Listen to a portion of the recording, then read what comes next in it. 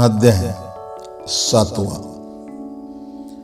या अध्यायात श्रीकृष्ण अर्जुनाला ज्ञान आणि विज्ञान यांचा संगम म्हणजे संपूर्ण आत्मज्ञान काय असते हे सांगतात.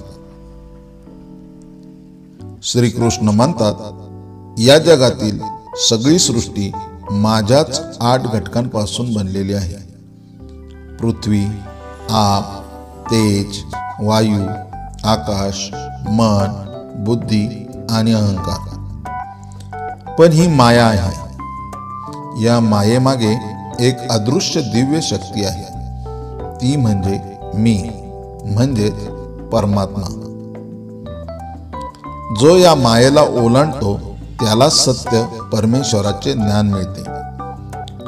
अनेक जण माझी विविध रूपांनी उपासना करतात, पण माझं खरं स्वरूप अत्यंत विरळ ज्ञानी व्यक्तींनाच कळतं. ज्ञानेश्वर माऊली म्हणतात, ज्ञान हे ऐकून येतं, पण विज्ञान हे अनुभवातून समजतं.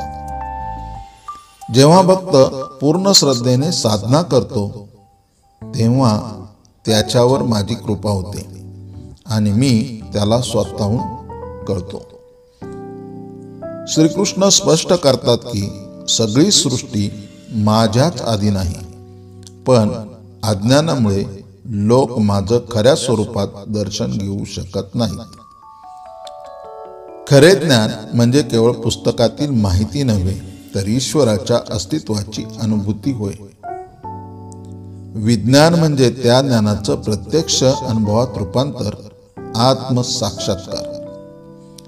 श्रीकृष्ण सांगतात की जे भक्त श्रद्धेने आणि प्रेमाने माझं स्मरण करतात त्यांना मी स्वतः माझ्या स्वरूपाचं ज्ञान देतो. ज्ञानेश्वरी आपल्याला सांगते की ज्ञान आणि विज्ञान यांचा संगम झाल्यावर आत्मा मुक्त होतो.